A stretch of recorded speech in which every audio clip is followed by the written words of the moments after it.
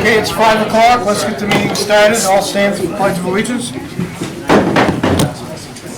I pledge Allegiance to the flag of the United States of America and to the republic for which it stands, one nation, under God, indivisible, with liberty and justice for all.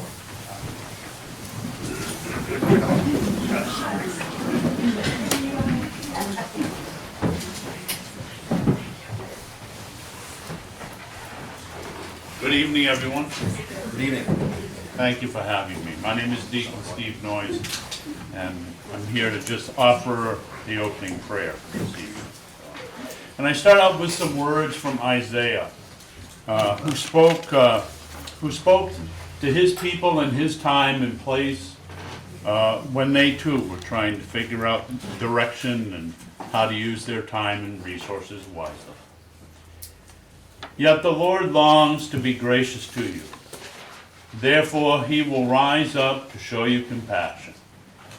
For the Lord God is a God of justice. Praise be. Blessed are all who wait for him. People of Zion who live in Jerusalem, you will weep no more. How gracious will he be when you cry for help? As soon as he hears, he will answer you. So most loving and gracious God, we thank you for gathering us together here this evening. Amen.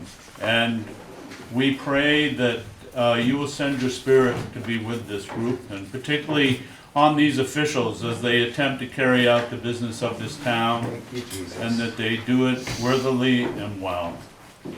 And we trust that the work that will be done here this evening will help to benefit this community, to help it to use its resources wisely, and to ensure that everyone here has a chance to live in freedom and prosperity. We make this prayer through Christ our Lord. Amen. Amen. Have a nice evening, folks.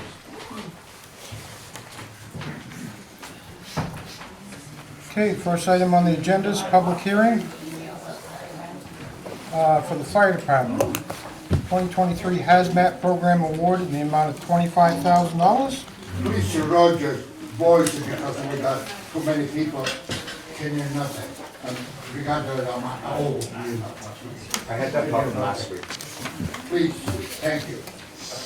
What does, do you want to make a presentation on that, Chad? or- I can just discuss it briefly. Okay. So the purpose of the hazmat grant is to continue our capacity building for hazmat response. In this case, it's mostly around the type of suits, the specialized suits and boots, tape, gloves. It's a special type of chemical tape that just allows us to have the PPE we need, especially with some of the chemicals used in bulk in various areas of town, like out on the industrial park. So it's going to be an annual grant that we apply for, and it will vary in amounts, but that's the purpose of it. Okay, Thank you, Chad. I'll start the clock on that. yep, you can start the clock on that one.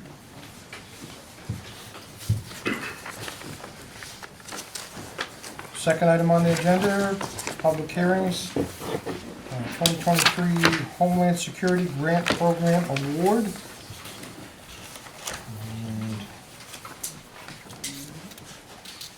And that is in the amount of,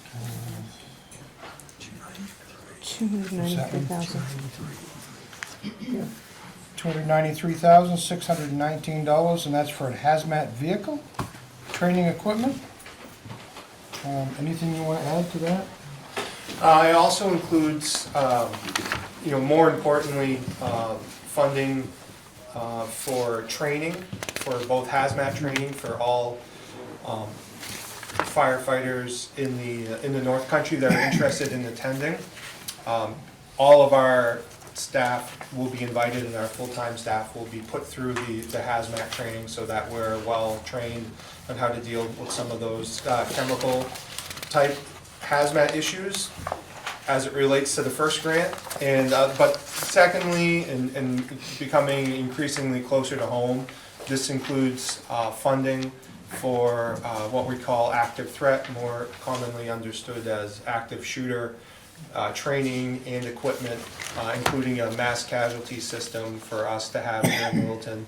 And that not only involves all of Littleton's firefighters, but all of Littleton's police officers and any of the mutual aid partners that we have that want to attend will be invited to as well, so that we all have the training and equipment we need to respond to those types of incidents. Okay. You start the clock on number 2. Okay, next on the agenda is a presentation from Kearsarge Energy, proposed solar energy project on the landfill here in Littleton. Welcome Bliss, Andrew Bernstein. Thank you very much. We'll get the projector fired up here. Appreciate the opportunity to speak this evening about this project. We're going to tell you a little bit about Kearsarge, who is the firm we represent, and we have here our CEO, Andrew Bernstein, to share a little about Kearsarge and the project and vision for the landfill.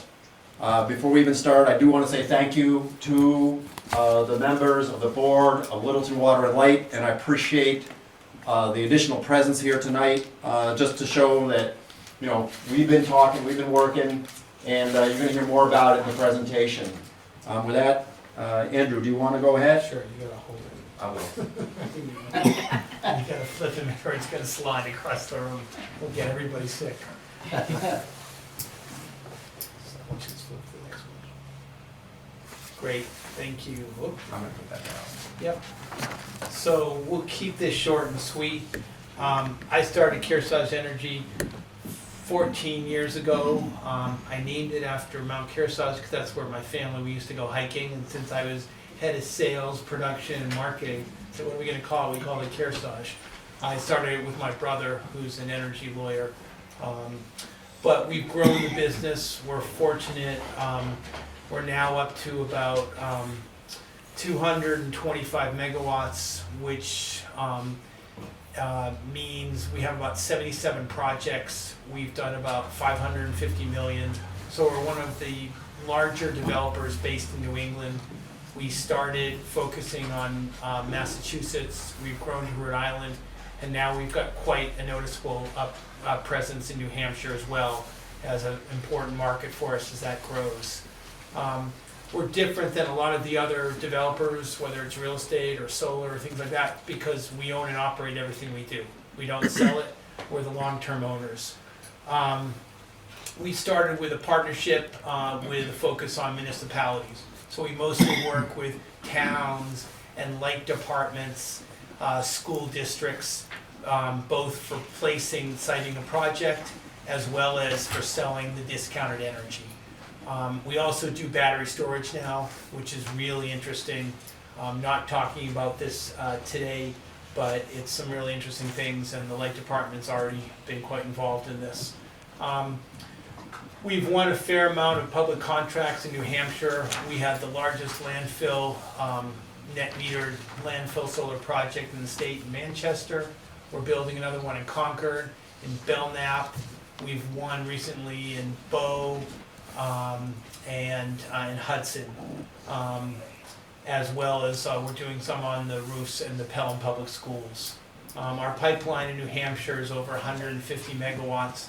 1 megawatt, just for those who are not familiar, is 1 million kilowatt hours. An average home uses about 5,000 to 8,000 kilowatt hours a year. So you can see how much power. The focus of Kearsarge has always been to put solar places where we don't have to take down a lot of trees. Landfills, brownfields, Superfund sites, roofs, things like that. So that's been our focus. We also work, one of the key things is working with utilities. And Littleton is a fabulous opportunity for us as well as for the town and the light department, because you have your own light department, which means you can move quickly. The biggest problem for energy in the United States is trying to get interconnected to the grid. When you've got a light department, it can happen in months as opposed to 3 to 5 years. So some of our other projects, for instance, whether it's Liberty or Eversource in Concord and Manchester, it will take us 2 to 4 years, just because things are really tied up in some other interconnection issues. And as I said, we're local owners, so we have teams, we have an office in New Hampshire, but we do all our operation and maintenance with local groups. Oops. So just a couple projects. The one on the left is kind of interesting, the Concord, Massachusetts Municipal Light Department. That's a Superfund site that was once W.R. Grace. If you saw the movie or read the book, that was another one of their sites that got cleaned up. Chester, Mass. is a light department. Reading, Massachusetts is another light department. Grafton, Mass. was the first solar project in the Northeast over an active wellhead. That's really interesting because there's no hazardous waste. The transformers are using basically vegetable oil, so there's nothing that can cause issues. That's one of the great things about solar. Wind is a little bit more controversial, but solar, you can use trackers, which will track the sun, but this on a landfill, you can't really do trackers because they're too heavy, is a fixed tilt. So you build these projects basically by putting cement ballast, you put it on top, and you'll have the wire sit in conduits, and that will bring it right up to the facility. The last one is also interesting, that's Chicopee, Mass. That's right next to the old Air Force Base there. So there's no issues with glare. We've had a lot of comments over the years where this will make noise at night. Well, there's not a lot of sun at night, so there, you can't hear anything. I had one person who said her cat was going to be disturbed. This was Massachusetts, so we'll give it credit. But I was trying to be very polite and say there's not too much sun at night. But so solar's become a lot more acceptable throughout the United States. So this is a project that it doesn't bother planes because all the energy, of course, is absorbed into the panels. What's interesting right now is the panels are becoming bifacial, so they'll be on both sides. So you get maybe 5 to 10% more efficiency as the sun can reflect up from the ground or whatever's underneath it. Quickly, see there's some of our projects on different sites. One that would be probably interesting to the group is in Millers Falls, Massachusetts, where it says actually Montague, Mass. rather. That was on an old landfill or burn dump, and as part of the project, we capped it for the town because they didn't have enough money. So we are strong financially. We paid all our lease up front, and we've offered some different options with this project too to get more of the funds up front. Kingston, Massachusetts is another one we just finished, and that had a wind turbine, and we took down the wind turbine as part of the solar project. It was making too much noise, unfortunately, and there was the flicker effect of the glare coming off it. And then we're probably the first company, or one of the leaders in New England to have storage. So 7 of our facilities have battery storage, and it's early, but it's fascinating because that will dramatically lower the price of energy, because you can release it when the energy is needed the most, as opposed to when the sun's shining. So when the needs go up between 4 and 8, or in the morning, or things like that at night when you have more demand for power, or electricity, or air conditioning. This very quickly is the one we built in Manchester. What was interesting about this is before the program in New Hampshire got increased for net metering. So we went at risk and we started ordering for a larger project until it was approved by the state, just because of the timetable. But what's also interesting is this is a bit up on a hill, and as part of our agreement for permitting, we allow Mass Audubon to come up to make sure that the birds aren't disturbed. I think Malcolm spent some time there in the spring with Audubon on top, but this is another nice project. But what's important is being able to work with DES for permits, because every landfill's got it when you put solar on it. So we've done enough, so we have a very good relationship with them. We're using top quality. We work with strong environmental consultants who work with us, whether it's Weston and Sampson or GZA and some of the others. And that allows us to expedite, but because we're the long-term owners, we're not gonna cut corners. So for Littleton, the summary here, it's 3,507,000 kilowatt megawatt size. To see what your output of that's gonna be, you basically take a look at, is there any shading? What's the weather? Is there gonna be snow? Things like that. So you're gonna see close to about 4 million kilowatt hours in the first year. Solar, basically the panels degrade at 0.5% per year, so you'll lose that, but that's not a heck of a lot.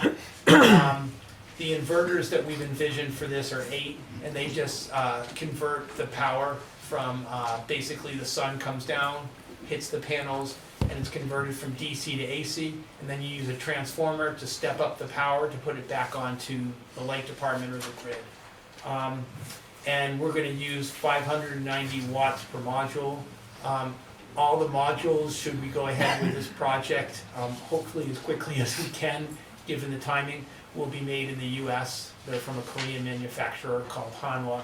We try to buy as much as we can in the US just because it's something we believe, although 85% of the panels are still Chinese made right now. And hopefully that's gonna change with the new IRA.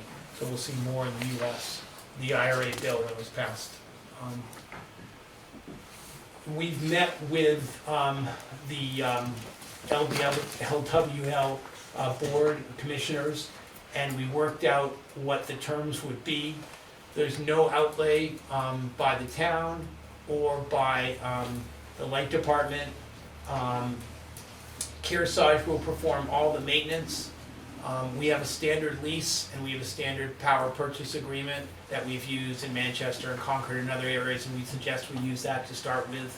So we have a fixed price for the first 20 years of 6.8 cents. So we're picking up all the costs there. The other thing that's required, and I think most solar developers do this, is we put up a decommissioning bond at the start, so that if we disappear into the wind, there's still the money to remove it at the end of its useful life. But we'll bring on bank financing, so if anything ever were to happen, the bank would step in and run the project. So it's pretty standard, what we call project finance terms. We have an independent engineer come in and say, in 20 years, here's what we think the cost will be to remove this. The thing that's interesting right now is that because the cost of materials have gone up, it's actually a net positive. That the glass and steel, which is basically what it is worth more than the cost of removing it, but we still put up a dollar amount, because you don't know where labor's gonna be. The benefits will be a 20-year lease, so most of this will be the inexpensive power that's coming out from this. So the town of Littleton will see a small lease. They'll see a pilot amount of $2,000 per megawatt, $1,000 per megawatt DC. So if we're assuming it's 3.5, about $3,500 for the lease per year. The taxes will be another $7,000 per year. And then the big benefit is just a renewable source of power. And a discounted power significantly less than what would be able to be purchased out on the through the grid. The other thing that's quite interesting in this is because Littleton is a light department, you're going to be saving power because you're having it from your own territory, as opposed to having to buy it from another one. So you're going to be saving any of the ISO New England costs, such as capacity costs, and that's obviously a big benefit in this. Finally, we put up a quick provisional schedule that if we've already agreed to the terms, we've negotiated that with LWL, and we have a signed letter of intent. We have a basic site layout that we'd work with, but the key is working with the town right now and putting together a warrant provision so that we can move this on and get the article authorizing the lease of the landfill, so we can move quickly. I guess we can take questions at the end, is that what you'd like to do? Or Yeah, we questions, can do. or we go on, whatever you. At the end, yeah. Yeah, okay, we'll take questions at the end. And the next steps are that Littleton and Kearsarge would initiate the process to offer a warrant article at the March 2024 meeting that the town would then vote on. And in the meantime, we're willing to take risk and start spending money on engineering, getting the drawings together, because there's only a certain, you can't really build this in the winter and you can't build it during the mud season up on the landfill. Because you've got to make sure that you're not going to rut the cap or anything like that. And you have to be careful of the water runoff and a couple other issues as well. So that's our suggested next steps rather. Oh, I should just talk about, because Malcolm likes this.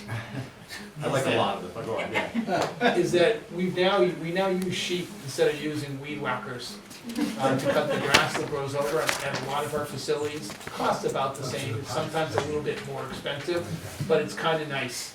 And we call them our summer interns. So we have names for some of the sheep with different farmers who bring them in. And the irony of this whole thing is that the sheep, we wanted to focus on different areas within the landfill, so we use electric fences to keep the sheep in one area. We have a fence around this as well, so there's no issues for safety, because we carry full insurance, so we have to have a fence that encloses the facility. So that is basically our presentation, and then we could take questions, Roger? Yeah, the first one I have is, there's an active trail that goes around the back of that. Consideration for that to stay open? We don't see why there would be any issues.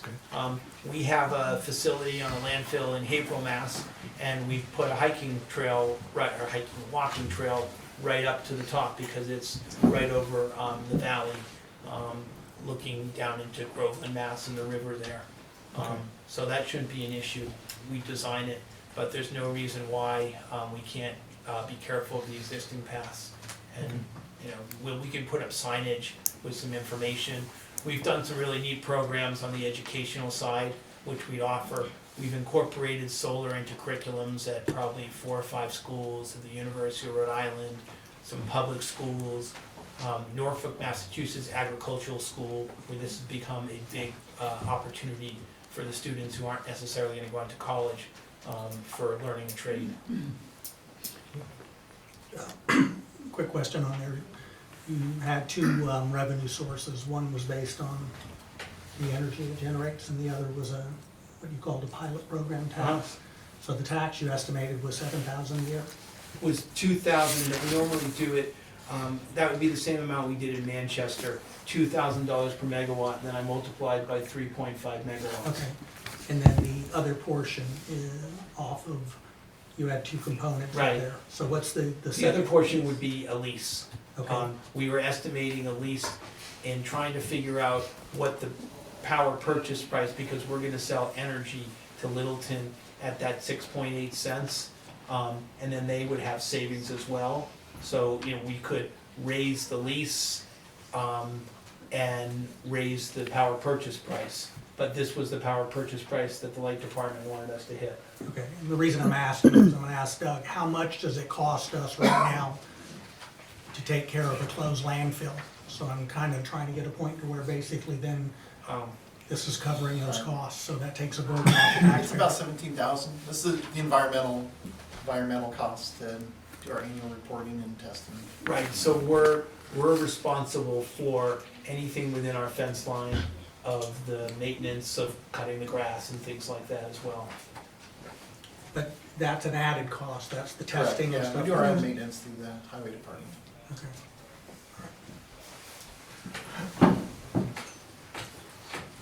So what exactly does that 17,000 cover? It's the environmental costs. We have to report, do annual reporting. And The testing of the, whatever comes out in the groundwater? Right. Okay. Test wells. It's called post-closure maintenance. Yeah, that happens no matter if there's solar or Right, not. right. Right. No, I was just looking at Yeah. what the revenue might be that would offset that cost. Right, right. So what you need then from the board, not tonight, but is a warrant article for a lease for 20 years? Is- 20 years, and then we put in renewals that would be at mutual to both sides. So you could say yay or nay, but the other thing I mentioned is solar panels. So we'll have a 25-year bankable warranty on the panels. We'll have warranties on the inverters and warranties on the racking, which are the major components. So after 20 or 25 years, these facilities, the panels could still be fine. And you can come back and, you know, in 10 or 15 years, you could put more higher wattage panels. It just depends on what the needs are of Doug and the department there, if they need more power or less. Right, and what's your timeline, because there's a drop dead date for warrant articles, and I'm sure leases and stuff are gonna have to go through attorneys and be looked at. So is it a warrant article that would say, to ask the citizens or the residents, would they entertain a 20-year lease conditioned on the Board of Selectmen and you all coming to acceptable contract? Okay, so wouldn't be that they'd have to approve a contract in the next No. couple of weeks? Okay. No, just on the terms that have been negotiated through the LOI, but we can give you this week our standard lease that we use with all of the Yeah, I'd like to look at it, yes. Okay. Rudy, you have a question for him? Yes, for that gentleman over there, that give us all the explanation, on our screen over there. What's the benefit for us, for the taxpayer? The benefit for the taxpayer. That was your question? Yeah, what's the benefit? Yeah, I think, With whatever you wanna do in Littleton, with all this solar panel, Yeah. stuff like, what's the benefit for us? sure, Do so, we save money? Do it cost us money? Do Good what? question. Talk about money. yeah, I'm over here for money. good question. So the benefit for the taxpayers is you'd have no additional cost at all. You No get additional cost. none. If you don't do it, we don't have additional cost, right? Yeah, but If it you're getting a lease, you're getting a tax payment for the facility up there, and then you're gonna get discounted energy, you're gonna get energy from this facility that will eventually be provided to the town through the light department. That doesn't mean that if we get energy from you, whatever, we're gonna save some money from the water light. Yes, I like that. How much we save from the water light? how much you saving from the water and light? We can work together, it's more complicated because it depends on what the other sources that the water and light department, they could be paying now 11 or 12 cents. They could be paying double for the power. This, for the amount of power that they're buying, is probably half, but they're also saving something that gets harder to quantify, that ISO New England, when there's additional needs for power, and in a cold night in November. But they may have to buy extra power that they don't already have, and you get charged what are called capacity charges, which go up and down. So when you have your own facility, you could save as much as, for a light department on this, you could save as much as anywhere from $50,000 to $150,000 a year just from the capacity alone. And the $7,000 that you're talking about, that it will cost in taxation, do this say it's every year or just No, one time? we would pay two things every year. We'd pay a lease and we'd pay a tax. Okay. So we pay that every year for 20 years or however long it might be. What I would like to see from you, because you're gonna put a warrant articles, right? Please, when you write to the warrant article, make it sure, because not everybody over here has got a college degree, you know what I mean? Just to put them in simple, words, like that people understand what you wanna do. And then whatever you do with the selectmen, that's a different thing. But for us, we like to know what you, that did all this explanation, wanna do, okay? Sure. Thank you. Sure, we can put total savings Yeah, it's, over 20 years. More information you put on, it better off it is. Yep. Thank you. Andrew, I've got a question for you. Sure. Is it normal to go 20 years? I mean, I guess I'm just thinking in the volatility of electricity in the last even 7, 8 years. We've seen spikes and is that normal to go 20 years? For most of them, because we get financing for this. So in a facility like this, the cost to us to build it all in could be approximately $8 million.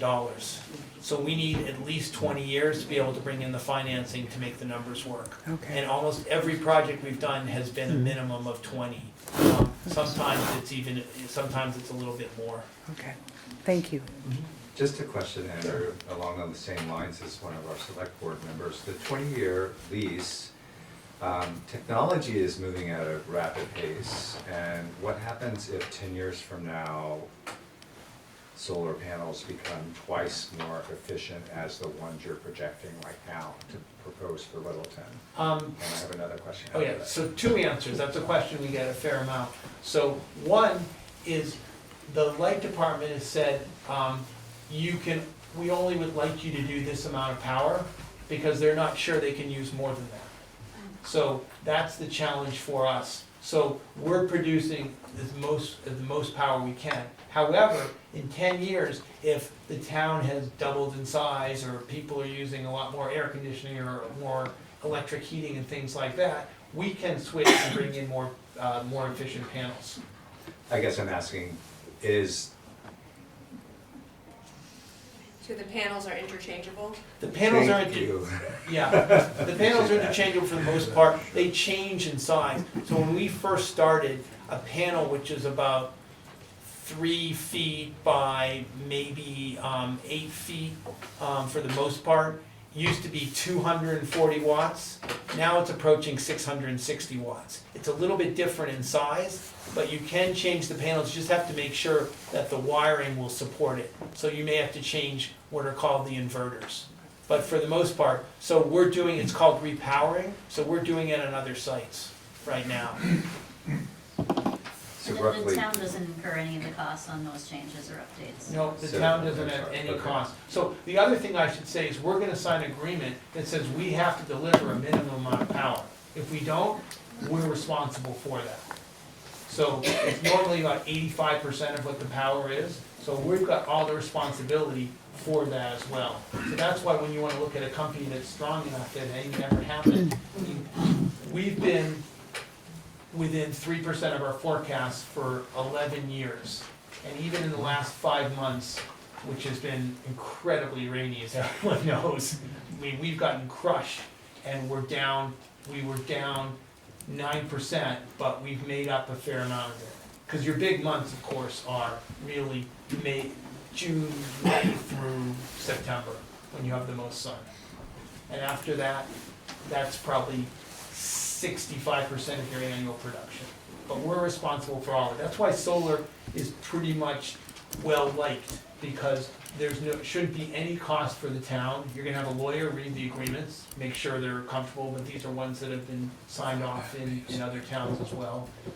But everything sits on us. my second question is, I noticed that roughly 90% of your business were in Massachusetts. I noticed one in Manchester that we're doing, there were 3 developments in New Hampshire that were currently ongoing right now. Are there more than that businesses in, or towns in New Hampshire that you're doing business with? And I guess a question to Roger, I think this falls under your jurisdiction. Have New Hampshire solar energy companies been considered for this project? So I can answer the first half if you want. So 90% of this is not Massachusetts, those are just some of the landfills Okay. that we've done. So we've done 78 projects, we have 8 active projects on public land in New Hampshire, and we have another 160 megawatts, which is a lot of solar, which would far exceed what we have in Massachusetts on private land.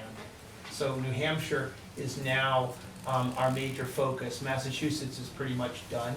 There's too many solar projects, that the grid's not gonna have too much more. So we are actively building or developing in those 7 different Belknap, Bow, Pelham, Concord, Hudson, and a couple other, those are the public ones. And then we have other ones in Milton, a whole bunch of other areas as well that we're developing. And I think you had a question. Yeah, we've had nobody else that has approached us for this type of project. I'm not processing, but Yeah. No, but I'm just curious, I just like to keep So- business local and We've, in the we, state. the Waterlight has had a series of proposals over a number of years, and some of them are like double, yeah, we'll sell you PV at double the cost, and we didn't think that, we would. Never got presented. Townspeople wanted Yeah. renewable energy that bad, but this proposal is roughly what we're paying for electricity anyway, so people who don't want to spend extra for renewable energy, we're not spending extra in this instance here. And what we've learned in the last year or so with the roller coaster of energy prices is this, a project of this nature, you install it, you go borrow money from the bank, but it's a fixed cost, so there's no natural gas or oil, or it doesn't make any difference what the Putin is doing or the Arabs. The money is already there and it's fixed, and so it's a portion that doesn't change, which is attractive. For the next 20 years. We have learned in the last couple of years that that's an attractive element to have. Tom, do you want to say something? No, I think Peter's right. We've looked at 5, 6, 7, and we think it's a great spot for, but if you look at the land mass, it's about 5 acres, but it's 5 acres like this. So it's not all usable, and so and Right. we're restricted on the size of the capacity. We can't push the energy backwards, because it opens up a whole different can of engineering worms we don't wanna broach, so. These guys, so they're about the 6 or 7 people that come to us trying to make this work. I'd also add that it's a newer, solar's newer in New Hampshire, because the net metering program, which can make it affordable, has only developed in the last few years. It used to be limited to 1 megawatt. Right. And then, last year it was raised to 3.5. And that's been the nature of the program, so it's newer. So we've run into a few New Hampshire companies, but they mostly do residential, because there's huge economies of scale. So we want to build this with the right components, but at a good, the best price for everyone. And there's economies of scale, so we purchase our own panels directly. Because if you bought panels, if you want to have solar on your roof, where we're paying 40 cents a watt per panels, when you put them on your roof, you could pay as much as $1.90, just because it's economies of scale. Is there any way the residents can tap into that discount? You'd have to talk to Tom. What's a couple extra panels? Well, we'd have to, the problem is just the interconnection. You will be getting a portion of this renewable energy if you are a Littleton Water and Light customer. I guess my question is for probably Water and Light Commissioners. The fact that solar is, in August you get, or May, June, July, you get a ton of electricity, and in February you get almost none. Does that complicate your buying power, like you're not gonna buy any power for the summer months, but you're gonna be buying the same amount you always have pretty much in the winter? Is that gonna increase the cost or the complication that you have to pay to get power, in the season when solar isn't doing its thing? We don't think so. We think it looks like just less load. So we're gonna have less load in the summer. It's not as effective in the winter, but I think the factor between January and July is a factor of 2 or so. Yeah, So it's about not 4 0 in January. Boy, I've got a commercial system with 350 panels, and it's a factor of about 15 for me. Yeah, so because we see the numbers is about maybe 3.6% for July, 3.6 to 4%, and in January, you're gonna have about half of that. But one thing that you can do to change that, which is happening, and I know LWL is looking at it, is battery storage. So you can put batteries in, and it's early in that, but adding a battery, because you can always add, you know, some of the comments, you can come back to us and say in 2 years, would you add a battery? We put a battery, then you can store the power, and then you can do something that will save the town significant amounts of money. But you don't store it for 6 months, I mean, you store it for a day or two, right? I mean, You can store for a few weeks, it goes up and down depending on the needs. Without a whole lot of that. We're a summer peaker now. We peak in the summer, as does ISO New England. The whole region peaks in the summer. Back in the day, it used to be in January. So that pretty much sets how much we have to pay for capacity all year long. We hope to shave the top of that curve off. Go ahead. Yeah, is the robustness of the system locally able to accommodate the sudden surges when the sun shines, comes out of the clouds, and instantly you've got a, Tom, probably that's for you, I guess. Yeah, the system they're going on to is going off the Verde. You'll notice we're working down on Industrial Park Road. We're beefing up the cables down there not because of this project, just coincidentally, they hit us at the right time. But, yeah, this size will not impact that capacity, they call it. It's being pumped into a 7 megawatt substation, and it'll just net it from the other end. Okay, so that's sort of the dampener on that, is the substation that allows you to. Right, and we have inverters that say how much can go out at any point in time. So there's a study which is done, and they say you can't go out more than this. So we're limited by what's the AC capacity versus the DC capacity. I'm trying not to push the electrons backwards, so to speak. But no. You guys are pretty fast. They are. We don't want to create a negative flow in the system, which our relays won't like it, and it's a whole lot more engineering that's beyond me, so. But you're right, that's the major question in power, certainly in New England. And light departments are really neat because they can control their network much better than Eversource or National Grid. But when we do this for Eversource, we have to study, we can't backfeed either, because they can't handle it. That limits the size of your project, actually. Yeah, absolutely right. In the federal government. ISO New England.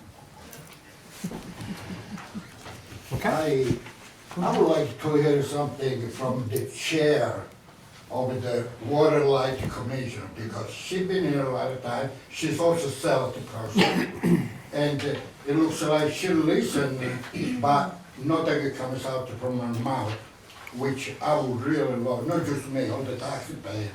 They would like to know what you think about this project. For me personally, cancel right now. Send the guy home, he can get a coffee in Littleton, ciao ciao. But we got the chair. You see that lady over there in the middle? She's the chair. Over here. Go ahead, you can speak. Okay, I am the president of the Board of Commissioners for Water and Light. Yeah, At this particular moment, I am the vice chair of the Select Board. yeah. If you need to speak to me as a commissioner, then you can come to the next Water and Light meeting. No, I want you to respond to that agenda. I'm not responding. I will not You not respond. respond? I will What kind not, of selectman are you if you not respond? I will not respond as a Okay. commissioner tonight.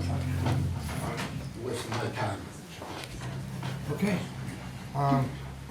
You looking for a motion, Roger, Yeah. that we move forward on a warrant Yeah. article? Okay, I'll make that motion. Okay, I will recuse myself from that and I'll motion. second it. All those in favor? Aye. Okay. Vicky, note that I recused myself, please. Okay. Thank you. Oh, So just, so. Yeah, just get us some information so we go over the contract that you've been having with other communities. Yeah. So we can take a look at it. Yep, sure. I'll continue to be in contact with Jim or any coordination you guys need. You want to reference it, Roger? Yeah. Just lease agreements, Sure. so we can follow it. Yeah. And we can help with the capacity savings. Are huge, as you know, but I outline. Great, thank you very much. Bob, while I'm backing up, I want to say thank you all for allowing the time here. Thank you, Board of Selectmen. Thank you to the commissioners of Littleton Water and Light. Thank you, Tom, for being here. It's been a pleasure to work with you on this great project so far, and we look forward to continuing. Thank you. Thank you. Thank you. I think we should get back to We got to close those.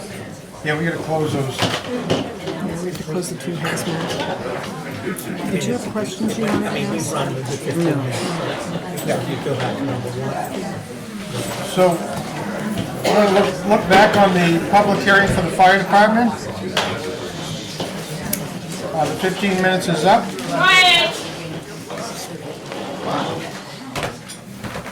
So, what are we looking for on that? We're looking for a... I'll make a motion, Roger, Yeah. that the select board move to accept and expend up to $25,000 from the state of New Hampshire Homeland, the purposes of purchasing hazmat equipment, and authorize the town manager, finance director, and project manager, which is our fire chief, to sign all documents related to the project. I make that motion. I will second that motion. All right, all those in favor? Aye. Aye. Motion to close, please. Motion to close the public hearing for the 2023 Hazmat Program Award of $25,000, yeah. Second? Okay, all those in favor? Aye. Thank you, Vicki. Thank you. That one's all set. Now we need to go to The Homeland Security Grant. So I make a motion that the select board move to accept and expend up to $293,619 from the state of New Hampshire's 2023 Homeland Security Grant Program for the purposes of purchasing a vehicle, equipment, and funding, training, and authorize the town manager, finance director, and project manager, the fire chief, to sign all documents related to the project. I will second that. Okay, all those in favor? Aye. Aye. Now motion to close. I will make a motion to close. Second? All those in favor? Aye.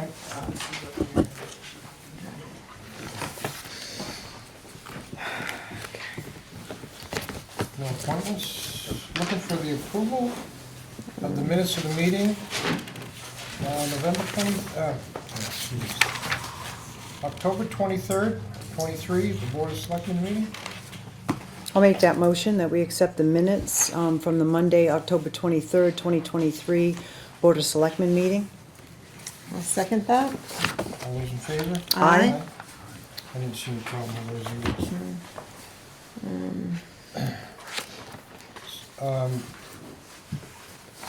We also had a work session, November 2nd.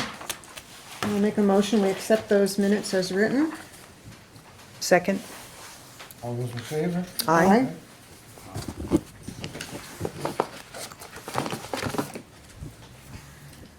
Now we need to go to the town manager's updates. Jim? Yes, as I told you all last week, when we got the numbers from the DRA for the tax rate, there had been an error in reference to the valuation, and we didn't get the corrected numbers from the DRA till today, so this was a tabled item, so I'm gonna ask for a motion to untable it and put the tax rate back on I'll the make that agenda. motion that we untable the previous discussion on the tax rate. Well, Second. You second? Yeah. Okay. All those in favor? Aye. Aye. Did you second? Carrie Carrie seconded. second, I'm sorry. All right. Previously, on November 2nd, you approved those minutes. You had authorized $580,000 to come from the fund reserves to lower the tax rate. And with the new valuation that came in, and the numbers were with the state, if you want to still do a 25-cent reduction in the 2023 tax rate, which would be December of 23 and April of 24, I'll need a motion for an additional $270,000 from reserves. That would take the tax rate, which the DRA has it at 607, to 568, and that 5.68 would be a 25-cent reduction from the rate of 2022 and 2021. What will that leave the balance, Jim, of the reserves? The balance in the reserves will be $1,981,426. Good, thank you.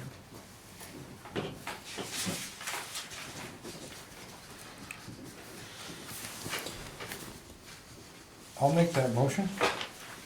I'll second it. All those in favor? Aye. Aye. For discussion. We already had it.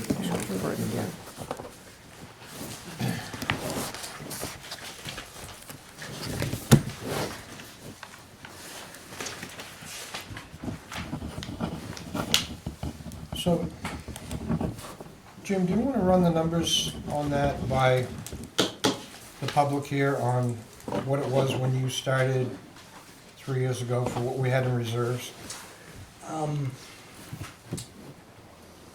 In 2020, you had 525,000 in reserves. 2021, 525,000. 2022, $1.2 million. And 2023, $2,779,426. And I can give you a little bit of breakdown of where that came from. About $1 million of that came from refinancing some items. Before I got here, had actually been purchased and they had been voted on to be financed by the board. So once that was done, that returned $1 million back to the town. Of the $1.7 million that's been added to that, we've been able to purchase quite a bit of things with ARPA and federal funds, so that's allowed us some savings.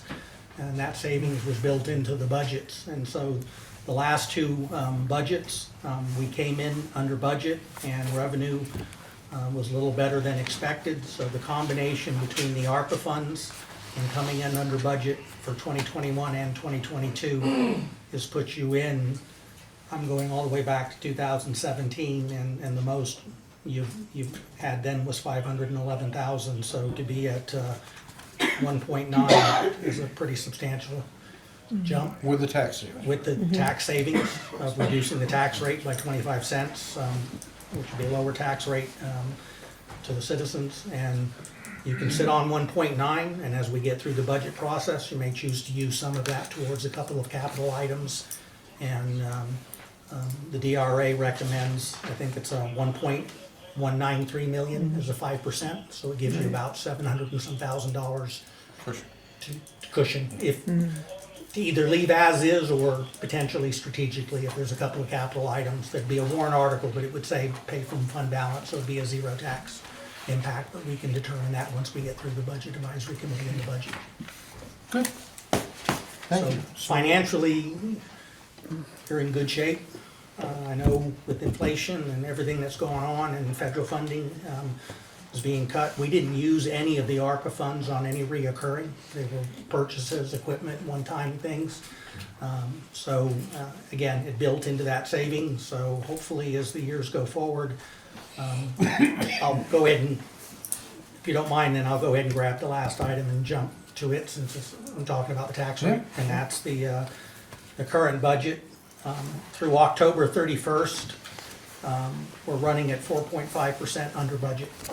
So with 2 months to go, I don't have a crystal ball to tell you that exactly what percentage, but I would believe based on what we did the last 2 years and where we're at this year, that will come in under budget. And if it was close to what it was last year, that could be close to another $500,000 that could carry to that 1.9 million and going into 24. Thank Okay. you. All right. Good. Can I ask a question? Yeah, go ahead. Past two meetings that I've attended, we had challenges within the town budget for, I guess it's social services, something like that, right? So that's back on the revised budget now, so we're not I'm thinking it might spike as things get colder, right? More people looking for. Yeah, two things were done there. The board approved a $50,000 that had been set aside in Welfare Reserve Fund. Right. For that to be moved over, and so that helped out. I'm not going to say we still won't end up with some problem, but that 4.5% is with a couple of line items, welfare, legal, and streetlights being in the negative. Okay. But overall, we're at 4.5, and for the budget that they're working on now for 2024, we've increased the welfare line item to more reflect what's been. The last couple of years, we got money from the feds, and also TRICAP, another agency, was putting out a lot of money that helped offset that. And that's all gone now. So now we're back down to realistic, so the number next year is probably closer based on what the demand we're seeing now. So good question, ma'am, thank you. Thank you. Okay. Thank you, Jim. All right. All set with your updates? Yeah. Old business. Do we have anything to talk about on the old business? No. Okay. New business. Public Works, authorization to expend $6,931.59 of Invest New Hampshire funds for Town Line Precision Survey. And there's a problem with the Bethlehem Littleton Town Line? Correct. So this is a, good evening, Select Board, and Littleton residents. Tonight, this is a request to expend some funds that we did receive. The town received $120,000 in Invest New Hampshire funds, and they've been accepted. That was back in May of this year. So those funds have been authorized for expenditure by the board throughout the year. So this is just a small amount of it, but this is to complete a town line precision survey. It was determined that there is a discrepancy with the town line between Littleton and Bethlehem. The town charter has it as a straight line, but based off people's survey maps and property boundaries and markers, it's not a straight line. Slightly curved, about a 500-foot differential from that straight line. So the town hired Boulanger Consulting to do a preliminary findings report on this issue, and so this authorization or request to the select board is to go on to the next step of doing a precision survey. So that can be, the further details and fine tuning of that can be worked out, and then the surveyor will present the town a survey map. This map will be used for discussions between Littleton and Bethlehem to hopefully come to consensus and agreement on that, on where the town line should be in a formal action, whether it's a public hearing or whatever motions are necessary to formalize the town line. So, do you have any questions? If not, Do we have a timeline on when the survey will be done? this year, So it'll be finished by December 31st? yeah. Okay.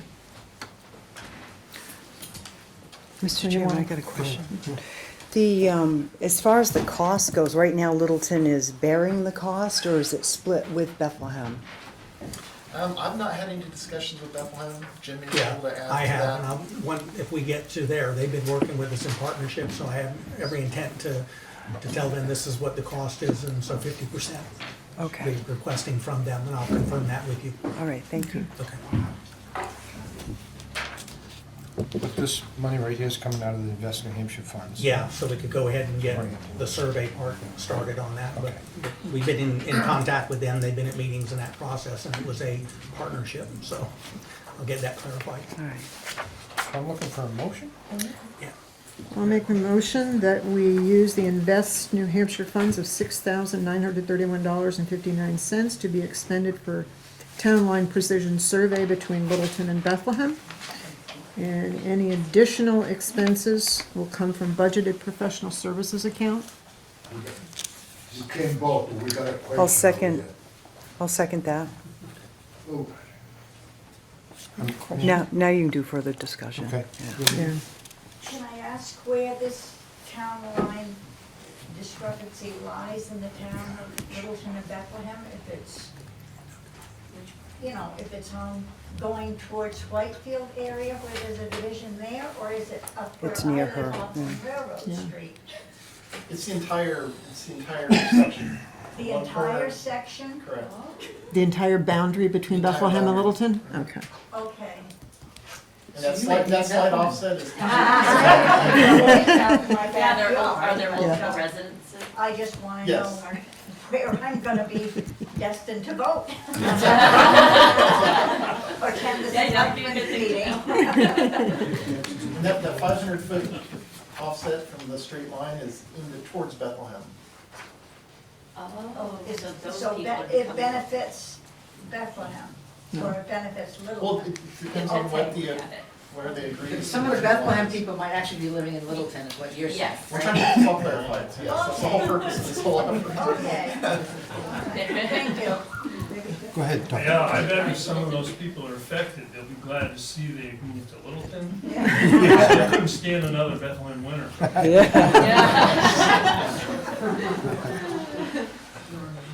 Okay, all those in favor? Aye. Aye.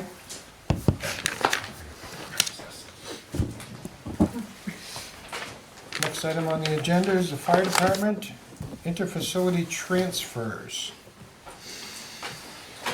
I'm gonna move some up. Have a seat, you got a few of them coming. Hot seat. Thank you for having me here tonight.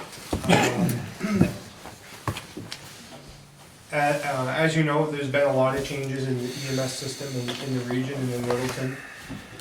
In interactions in one area where we constantly heard there were issues was with interfacility transfers. So the memo is pretty detailed. We engaged with the hospital to try to better understand the situation and how we could potentially help or if our help was needed.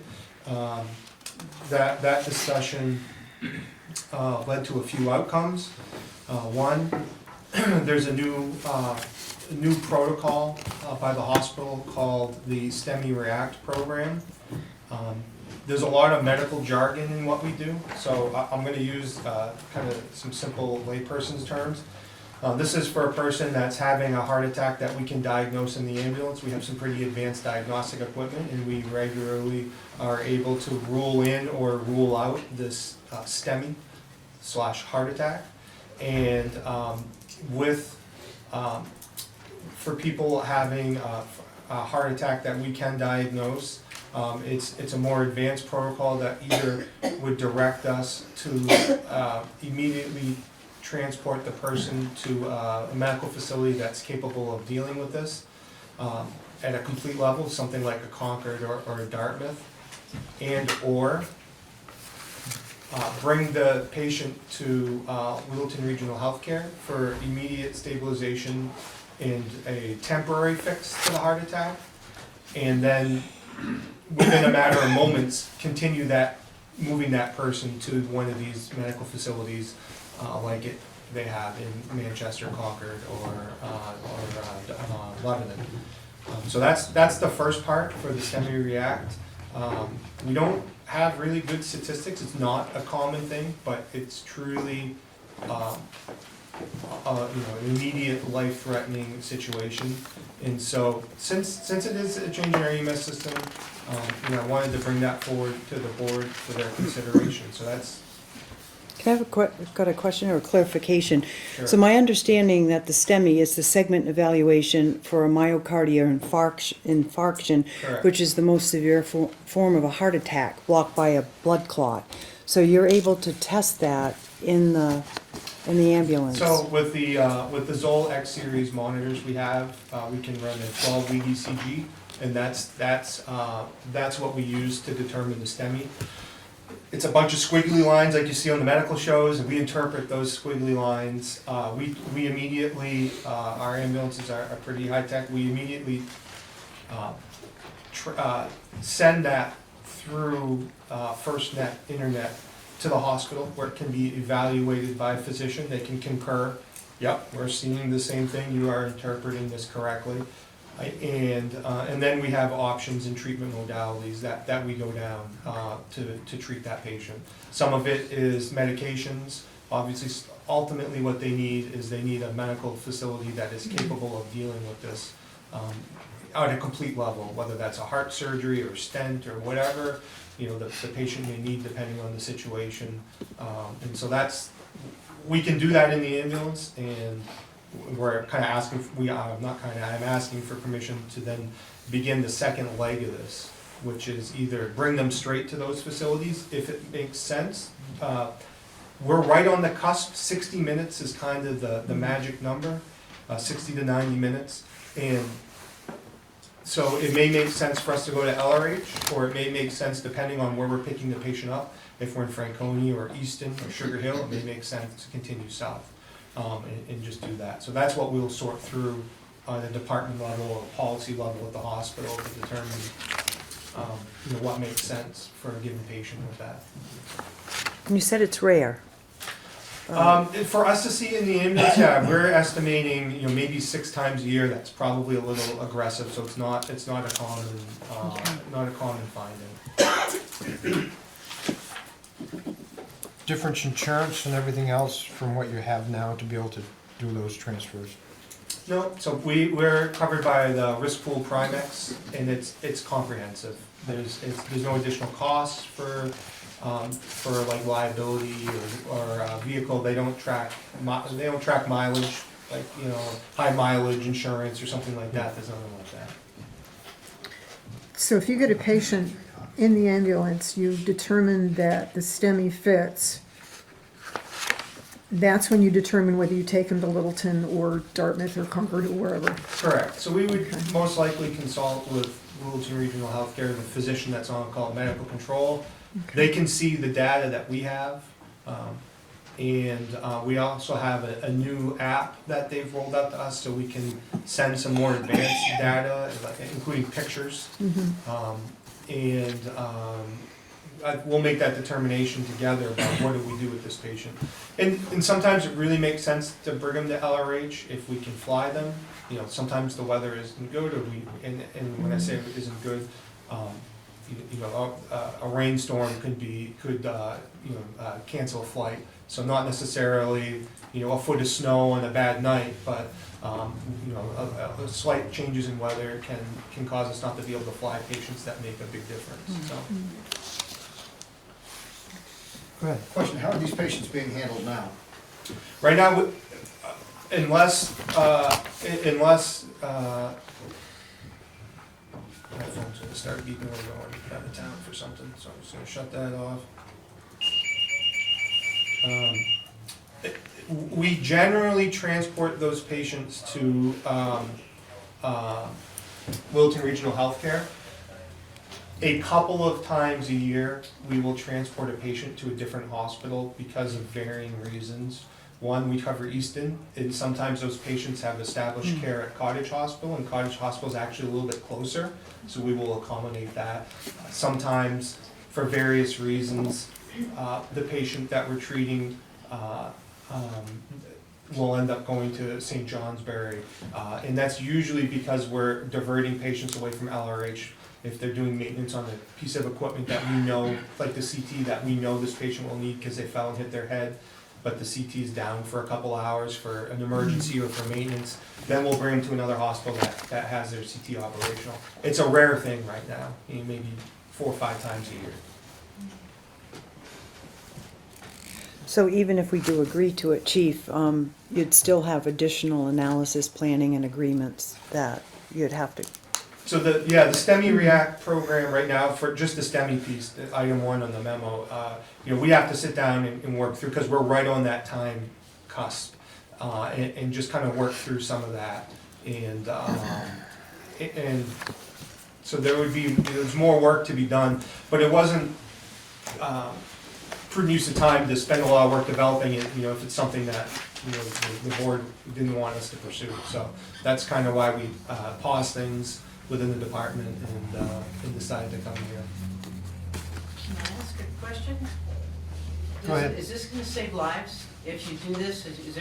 Will people who, it's a risk thing, so, but could it possibly save a life that would otherwise not get saved? So the simple answer, it's a complex answer, no, because I don't want to sit here and be like, oh yeah, this saves lives.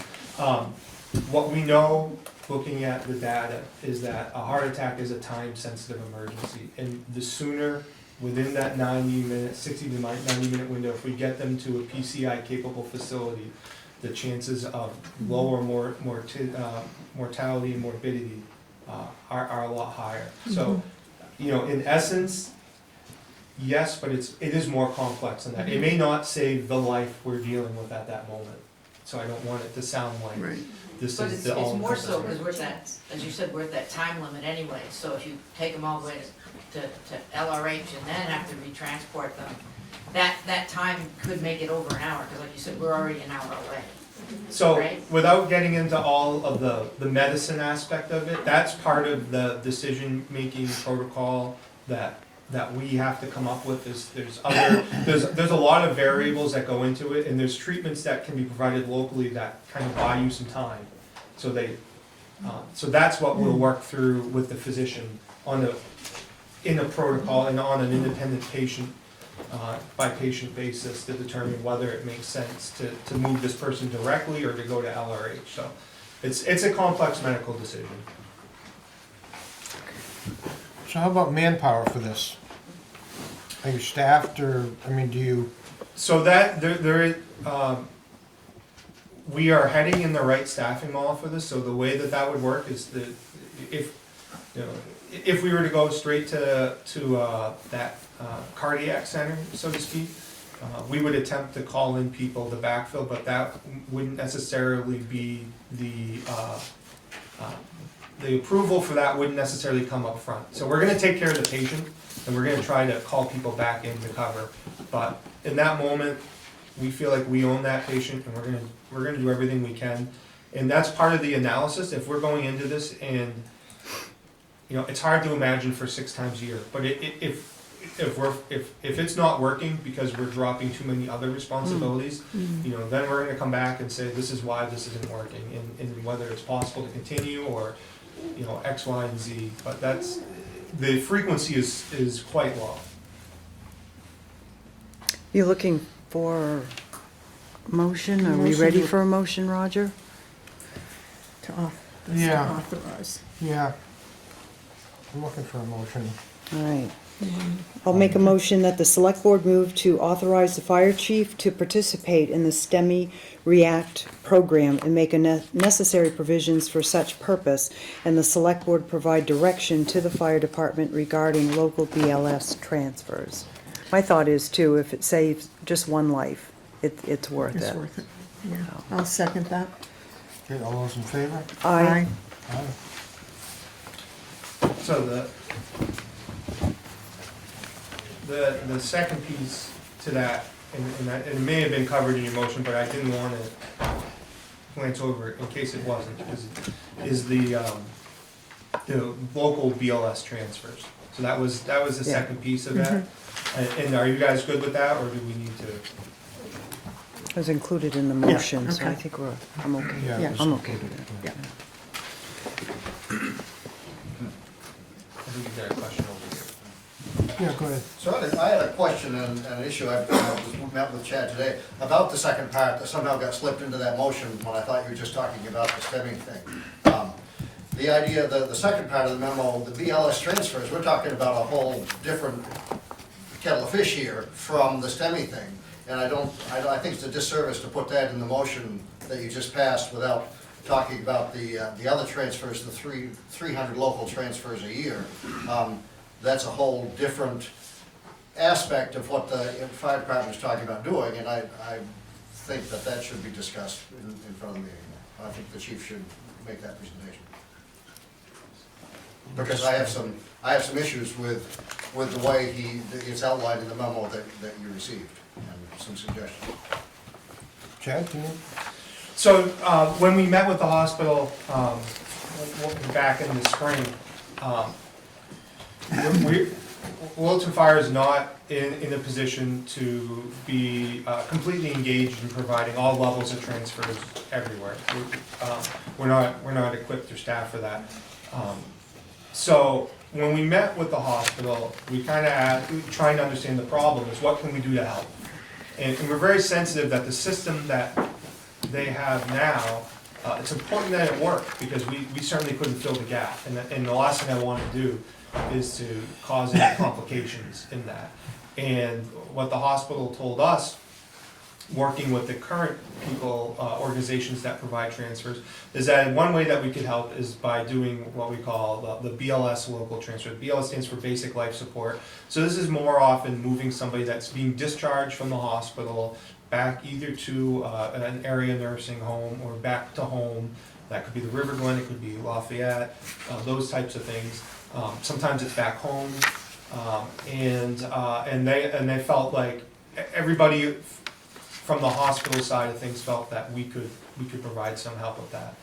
I was able to get some data and do a financial analysis to just kind of understand, what impact that would have. And essentially, it's a slight loss to break even. It's a slight loss at our highest anticipated costs. I anticipated all the costs at the highest levels I could reasonably anticipate, and so that was in here as well. Whether now we're not going to do 300 transfers tomorrow. We may not do 10 transfers in the next 6 months, but it's understanding that the board supports us and wants us to explore this deeper and potentially move forward with this and the authorization to do it in the event that we can. This is done by off-duty staff because it's a basic life support transfer and it's not an emergency. We're not going to take our on-shift crew and tie them up with that.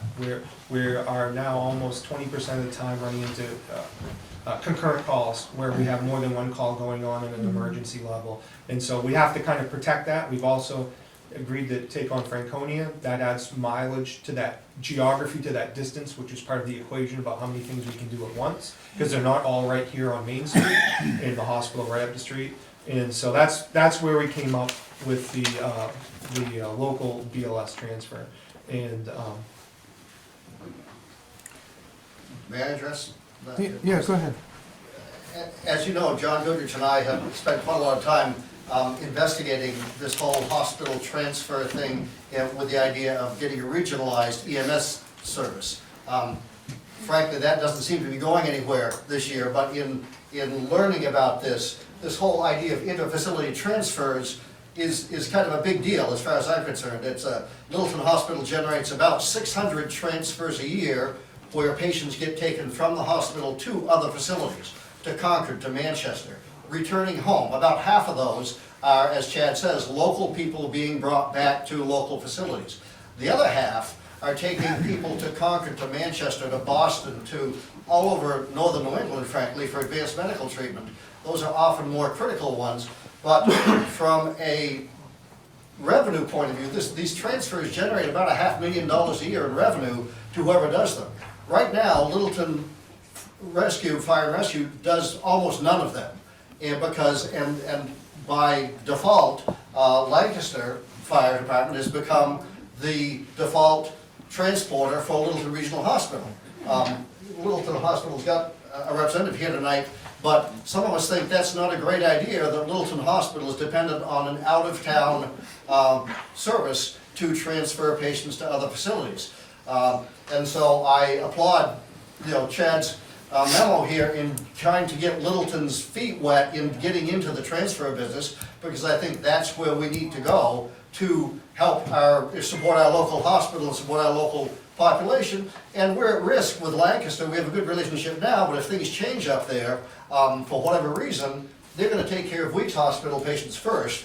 And if Littleton gets knocked off the list, it's going to be pretty tough to get transfers for Littleton patients to other facilities.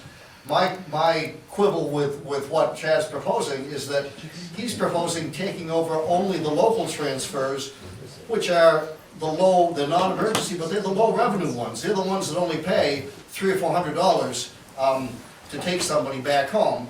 And he's not considering the transfers to Dartmouth Hitchcock, which are 60 or 70 per year. They generate over $1,200 per run to go down there. And from a taxpayer business point of view, I'm encouraging him and you to authorize him to try some of the out-of-the-area transfers also, because it will be of benefit to the taxpayers in Littleton as well as the patients involved. So, my problem with that part of it is, in the last 2 weeks, overtime, fire department EMS, $7,980.95. How far can we spread these guys? How thin?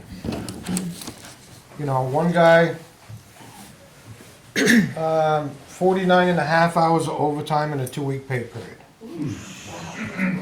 At one point, do they get burned out? We got money. But yet, the town doesn't want to hire more people to cover these things. They have approved 4 people. So we are in the process of hiring 4 firefighters as part of our agreement with Franklin. And so anything that we, and I'll just caution, there is I'm not opposed to doing those transfers. And what would be an extreme challenge is the volume of the transfer. Whether I was doing 600 BLS or 300 to Dartmouth and 300 BLS. So, you know, to me, it didn't matter as much. I was taking the recommendation from the hospital about, you know, how we could be sensitive to the system and do something, get our feet wet, kind of like you described, because there's some different processes we have to do. But I am concerned about biting off more than we can chew. There is the reality that those transfers to those other facilities, what we might call the long distance transfers, are sick patients in more of a need than a BLS patient. So that's not lost on me. And so it doesn't matter to me if this were to be expanded to include, you know, any transfer anywhere, anytime.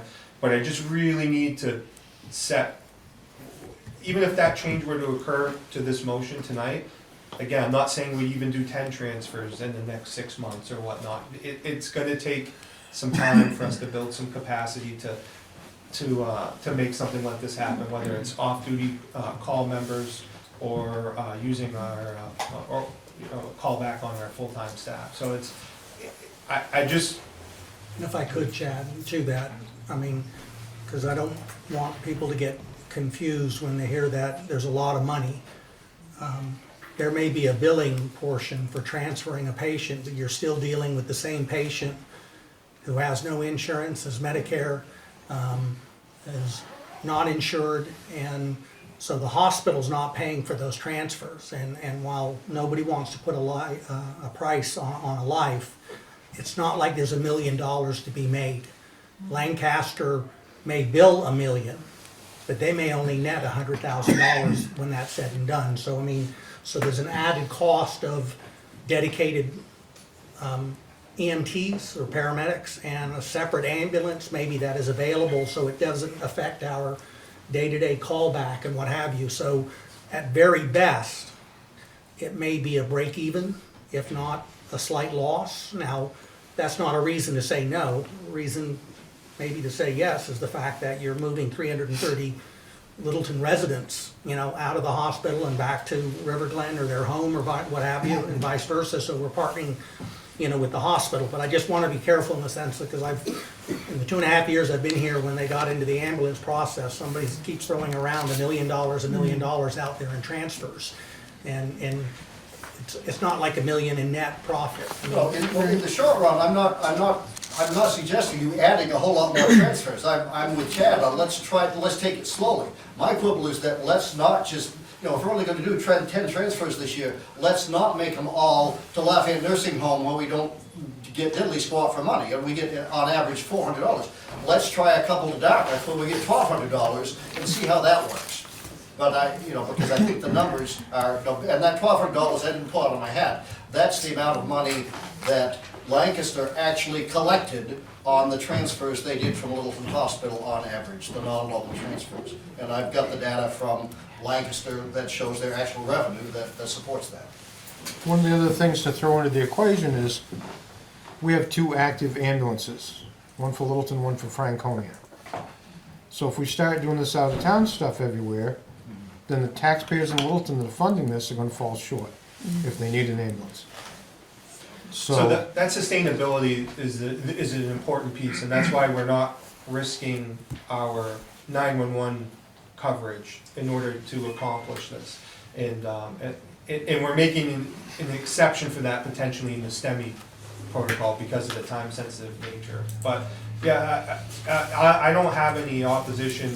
We spoke earlier, and while it may sound like we're kind of on opposite ends of it, it doesn't necessarily matter to me where we bring people. It's just that it's going to take us a while to be able to do this, and so I don't want there to be this expectation that as of tomorrow we're adding 600 calls to the 2,000 calls we're going to do this year. John? Yeah, I fully appreciate Chad's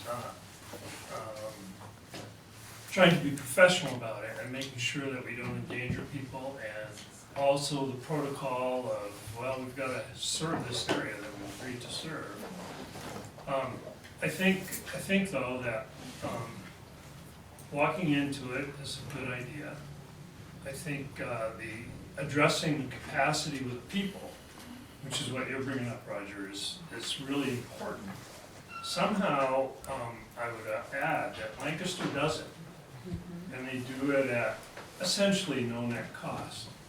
And so I think in the end, we have a chance to consolidate our overhead costs regionally if we can go in this direction. But I understand each town's got its own. Because Lancaster has 7 ambulances. Yeah, they aren't all full. We've talked to the Langston Yeah. people. And What I'm saying, if they need one to get in and go, they're not leaving their people short. Yeah. At any rate, it's a big question. I think probably Dave said, let's get our feet wet, and Chad said it too, and that's probably the right thing at this juncture.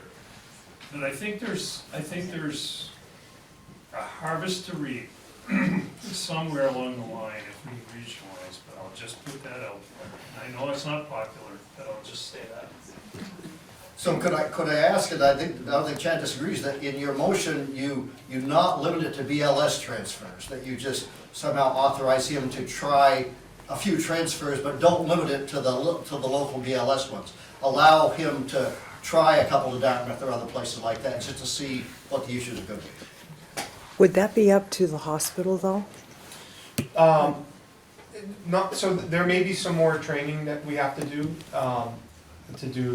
paramedic level transfers in this, and it's probably training we're gonna do anyway as part of the STEMI React.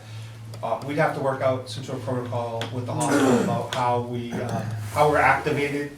Right now, they make a phone call, and I think it's critically important that we not upset any apple carts with the current system. But what can we do to supplement it? And it sounds like there is some interest on other parties to see us doing more of this that are involved in transfers.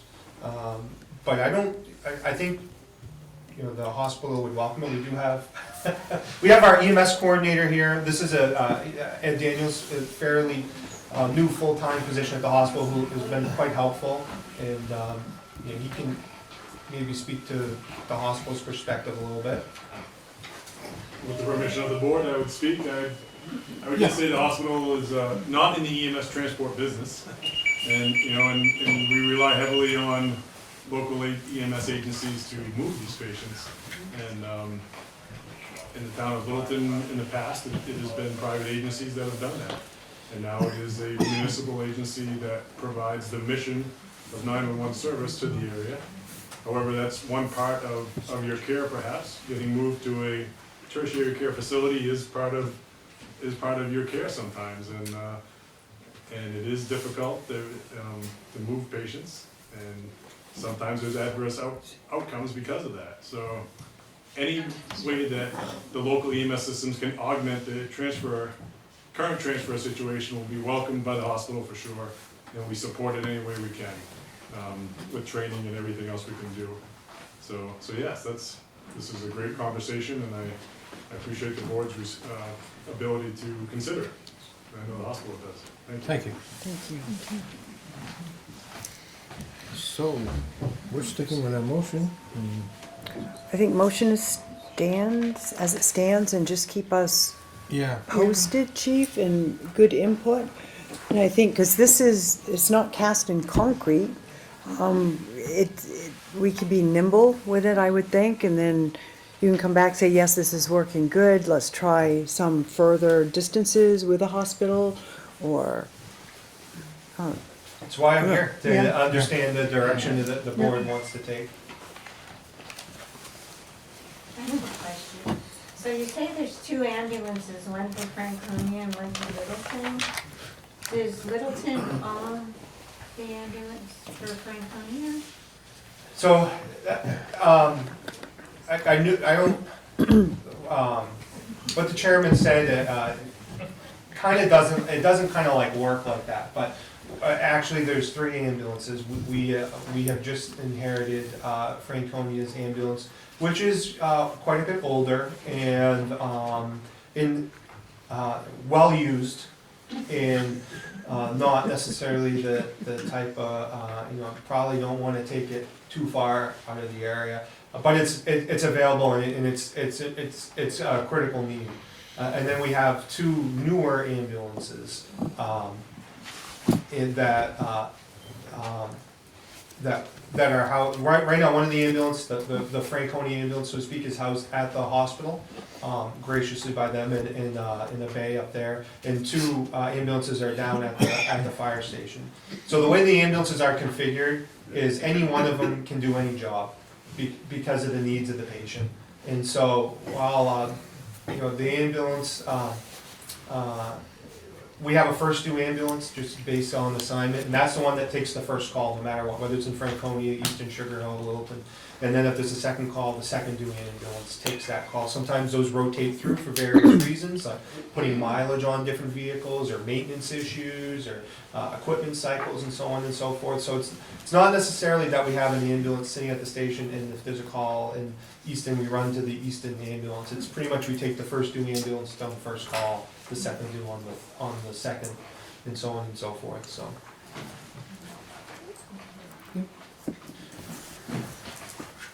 All right, I guess we're all set on that.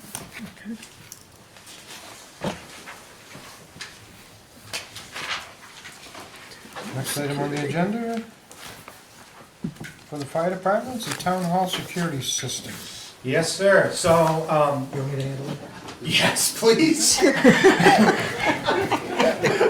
It got feels signed funny when you attached. say, for the town hall, the fire department's here for the town hall. Well, Graciously, that's what it says. Chad wrote some of the, yeah. No, you're reading it correct. You are reading it No, in correct. terms of there, but where this came out of is the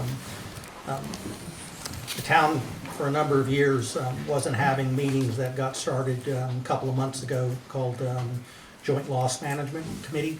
It's made up of employees from all the different departments, and one of the issues brought up in their meeting, I think it was 2 months ago, was a concern that there were no adequate security involving town hall. Got a quote from Total Security, came in with the fire chief and the police chief and kind of walked the building on where cameras should be and panic buttons and things like that nature. The security system doesn't necessarily stop something that happens, but it sure gives a record of it taking place. And there also is data that shows that just the idea of somebody coming in and doing business with you, knowing that there's a sign and a camera that you're under surveillance or whatever, sometimes does have an impact on somebody's demeanor. And as we all know, we're working in a much more decisive environment today. I know it's unrelated, but I had a friend send me an article from the Wall Street Journal, the number of both appointed and elected officials that are walking away from this business, some of them in the middle of meetings, and just kind of, the headline was "Take this job and shove it." Yeah. And it has a lot to do with the environment that's happening, so I felt that if the employees would feel a little more secure in that building, then it was worth doing that, and this would be one of those things where we would use those ARPA funds, so not impacting the tax dollar, or the taxpayer. No tax impact. No.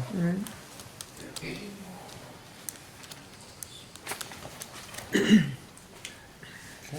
yes, I'm looking for. Motion?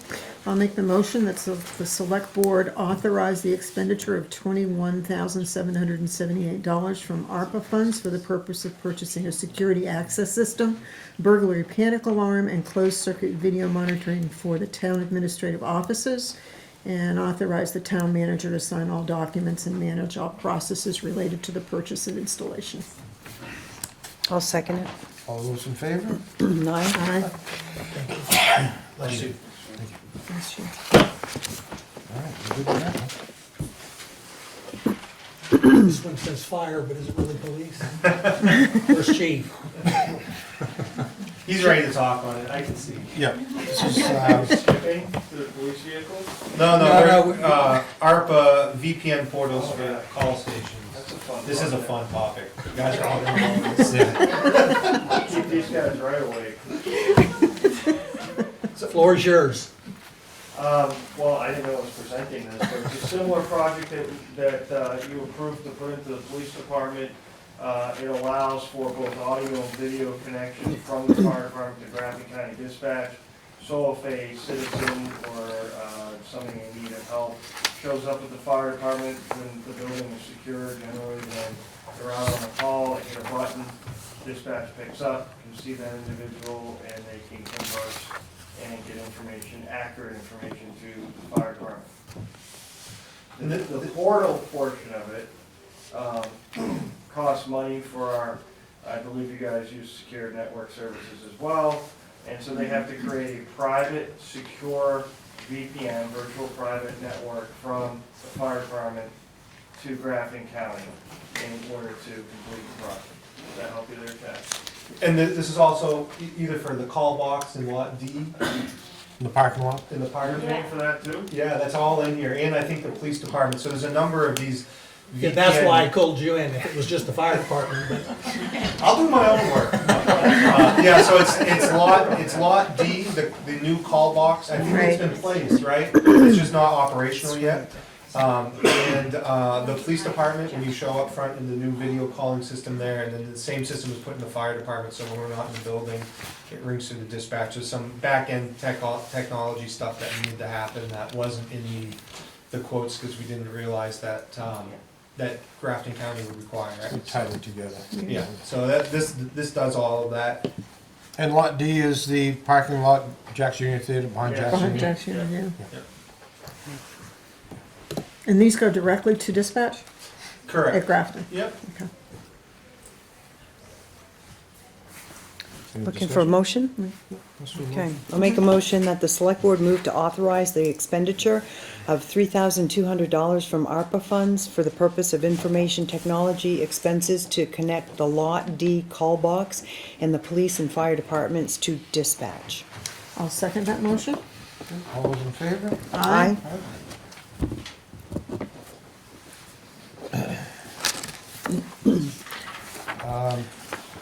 Next on the agenda, fire department, ARPA funds, AEDs. Sure, so thank you for having me again. Thanks for staying. We had a medical incident a number of months ago at the town hall that required the deployment of an AED, and we don't have one in the town hall public space. And so we did an analysis of some various locations that are public property here in Littleton. Some of them have AEDs, some of them don't. And so this is a process that would bring AEDs to the following locations, and there's one missing that I want to make sure I add that I wrote down. So the Littleton Town Office, the Opera House, Littleton Police Department, Littleton Fire Department, Littleton Highway Department, Littleton Recreation locations, and the transfer station is the one that was missing. And so part of these, some of these locations have AEDs, but these will be placed in a cabinet that's labeled AED and first aid, and it will not just contain an AED, but it will contain first aid supplies, it will contain Narcan, and it will contain stop the bleed kits, which are being deployed in all state facilities. And so this kind of cleans up all of that safety type stuff. We make sure that we get it all in these locations, and then and that's the purpose of the project. Okay, what about the training of the employees on these? So we've using these? already set aside some ARPA funds for the training that's already been approved. We've obtained the training materials, including the mannequins and so on. So we'll begin rolling the training out over the winter months, which will include the first aid, Narcan, and stop the bleed to any municipal employee that wants to attend. the incident we had, I had to go down to the bank to get their AED. So, I mean, he says Yeah. time is critical, I mean, Yeah. in terms of that. Yeah. So what are you looking at as far as how many in each location? What is the cost per, because we only have 20,000 to work with, Yeah, right?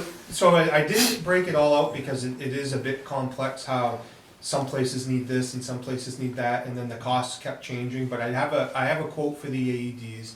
The AEDs are around $1,600 a piece with some add-ons. These are AEDs that are compatible with our system. This is gonna be, pardon the pun, shocking, but each manufacturer of an AED uses a different pad system, and the pad systems are not compatible, so it's not like plugging into your wall outlet.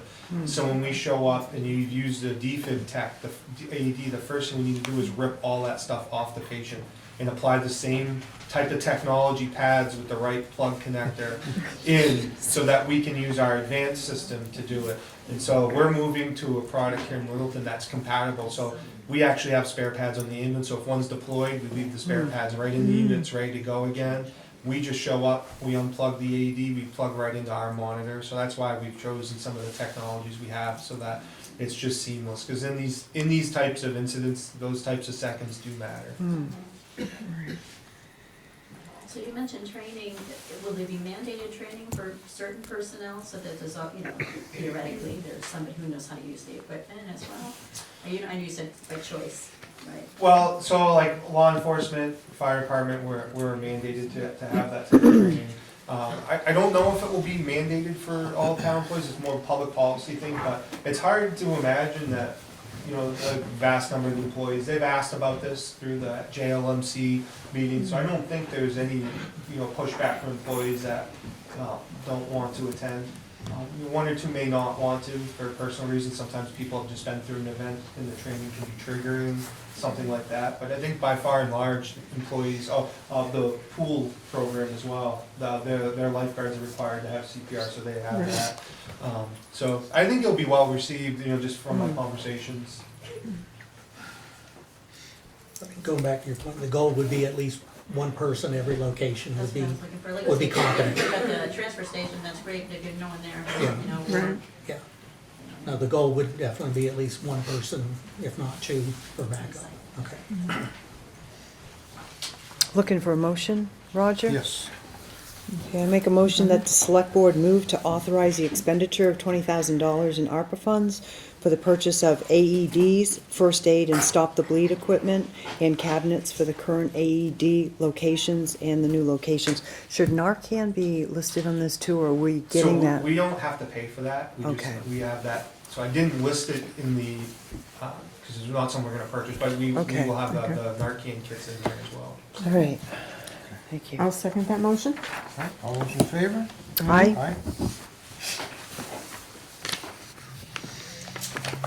Chief, police vehicles in the fire department? Yeah, I was thinking, I got the question back on that one. It's because I do the ARPA It's the only way we can get them decaled. The fire chief needs a vacation. The fire chief is the emergency management director. The emergency management director is in charge of ARPA funds, and that's why it's on the fire department. But I believe it's 20,000. Yeah. Correct in there. So when we initiated our capital reserve fund years ago with the police vehicle, we set a target of $50,000 per vehicle. But because of inflation, and which pushed up the cost of the vehicles over a 4-year period as well as equipment, we needed an adjustment. So $20,000 is based on, and mind you, we still don't have the 2024 prices or any of that stuff yet, because we're budgeting for 2024, which we may not even get a vehicle until 2025 because of the shutdown of the plants. But regardless, we took percentages based on what we're seeing out in the field and felt that $20,000 is going to help us when we do that capital improvement purchase come April of 2024 when we purchase our 4 vehicles and then replace the 4 that are in the fleet and get rid of those. And we've also made that increase on the future capital improvement. If you look at your capital improvement plan, we bumped everything up from 50,000 to 60,000 each year. Okay. So if we approve this, how much will be left in the ARPA account? 0. Okay. Less than $1,000. Yeah. Okay. I've got the exact number. Okay. Is there a time limit for using the ARPA funds? End of 2024. What is it, $70,000 per vehicle?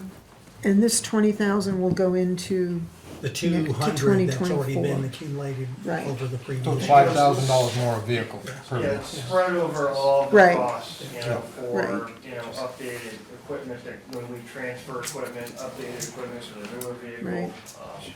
Hopefully so it will get the model- expended by the end of 2024? Yes, it will. Yeah. Okay.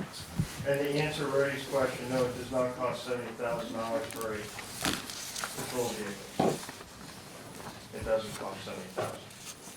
You said $20,000. Over 4 vehicles. Over- Yeah, so we're anticipating probably a That's $5,000 change. Instead of 200,000, you're talking about 220,000. Bingo. There. Not bad. So you're looking for a motion? All right, so I'll make a motion. Select Board move to authorize the expenditure of $20,000 in ARPA funds for the purpose of the purchase of police vehicles and/or associated equipment. And I will second that motion. All right, all those in favor? Aye. Aye.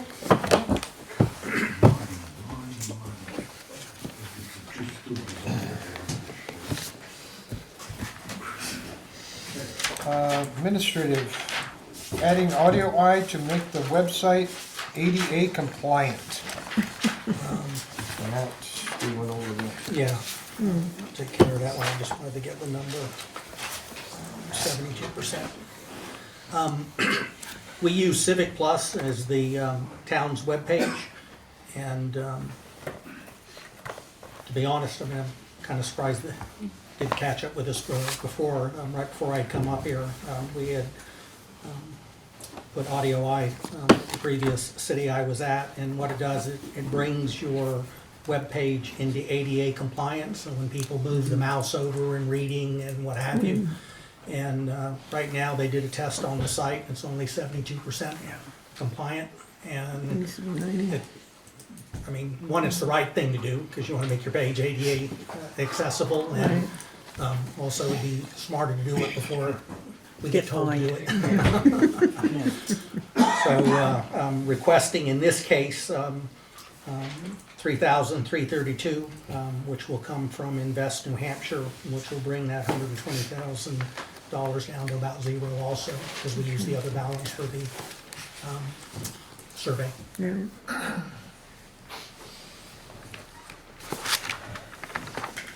Well, we don't have a choice, do we? No. we don't.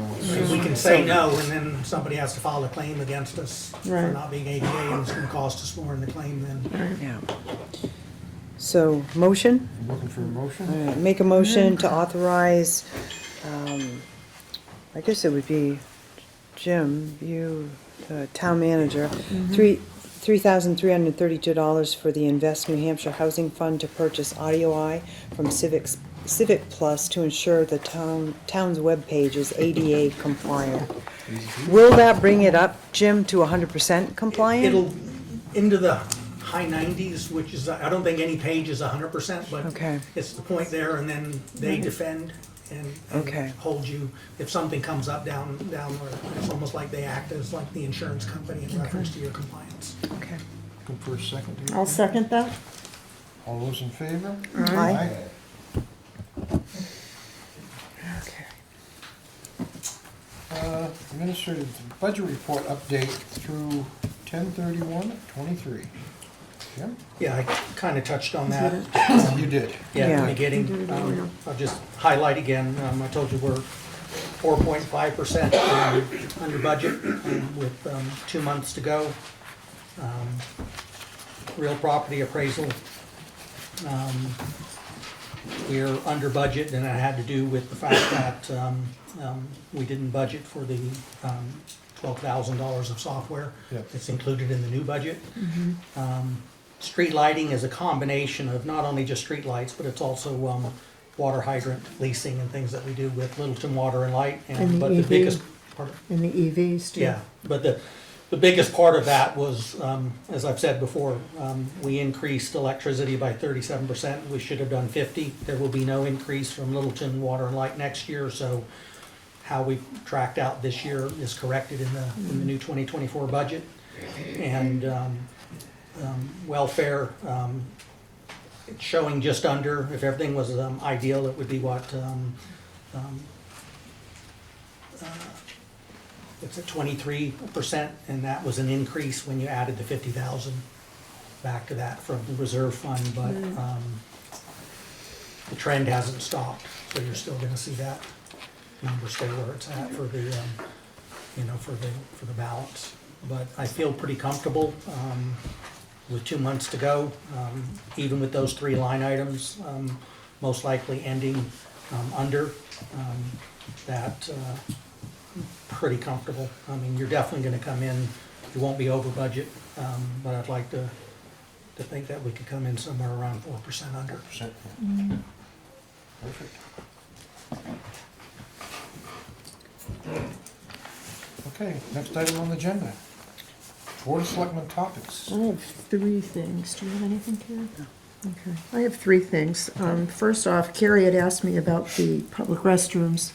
We have scheduled a meeting for December 15th with the Chamber, the Go Littleton, the Community Center, the Town Manager, and myself to do a preliminary discussion of restrooms in Littleton.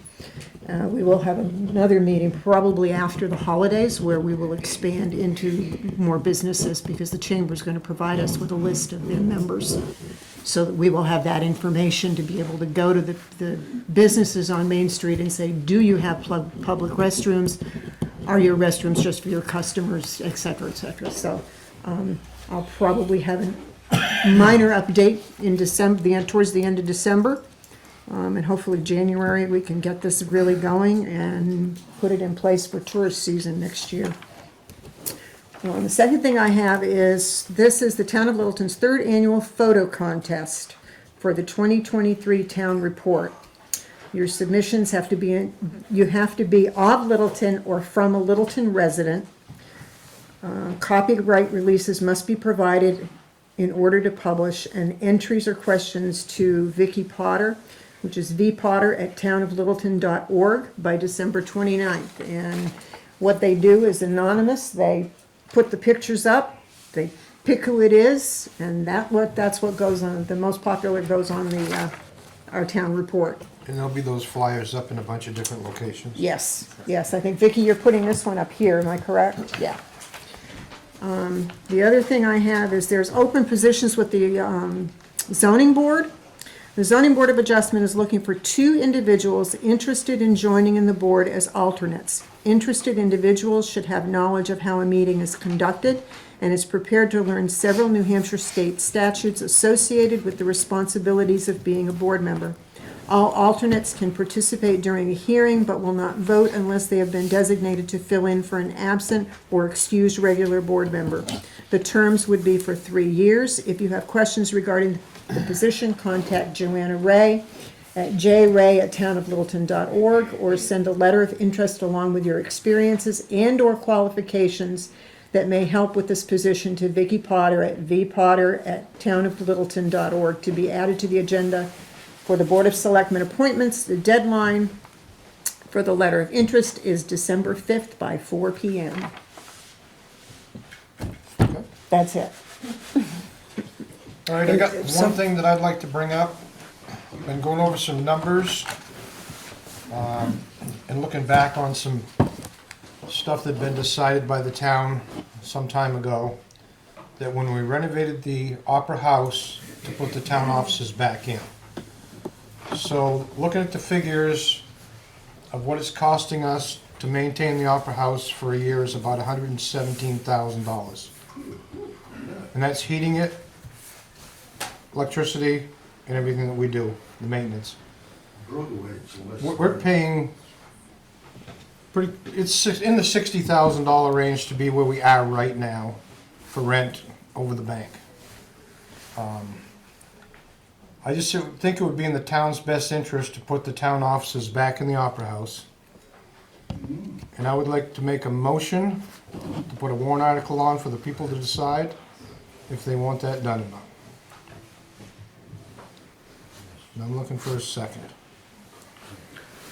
Would it be possible, Roger, if, I mean, that we could agree to that, only would get to see the warrant article before it went on the ballot? I guess what I'm saying is, I'd like to see the wording on it first. Okay. Before we were to vote. Because we also have a warrant article going in to see if the town will give the select board permission to enter into an agreement with Theater Up. So we're gonna have those two warrant articles, so I'd like to see what the wording would be. How to word it? Yeah. So one could, okay, Yeah, if that would be okay. so. Maybe next meeting we could, So the next meeting, we can make a decision on whether we want to do that or not, when we come up with the wording. would that be okay? Yeah. All right. Yeah, that's fine. That way it'll have a chance to go through legal or DRA or whoever it needs to for verbiage. Yeah. Right, and that's all I had.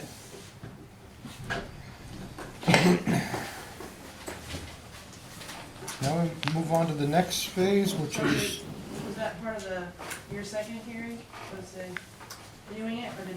nobody seconded it, so we're gonna, it's up for discussion until the next meeting. All right, thank you.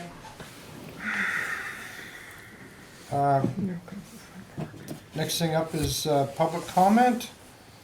And we're gonna do it for 15 minutes. There's a 3-minute time limit. Littleton residents. And, you know, the last few meetings, we've heard a lot of stuff, and we really don't need to hear that stuff again. So if we just can go ahead with something, and Sally, you want to Do we have start? an update though before we go into that piece of it? Because, I mean, it's been really great to see the public discussion and conversations that everybody's had, but we've all come to these meetings to find out more about what's happening with that public art ban and the request for legal and those things. I think we just need like a status update on what's happening with that, you know? And the dialogue that everyone's had about all these things has been so great and welcoming. You hear both sides, but we're not getting any of that. What we're gonna do is make a public statement sometime in the near future. What I wouldn't worry about is the art ban. None of us have said art ban. Well, that's not what was public record. What was record was that it's gonna go to legal, and that was one of the ways that we were gonna get around the artwork that wasn't satisfactory to some people on the board. So that's what has been said.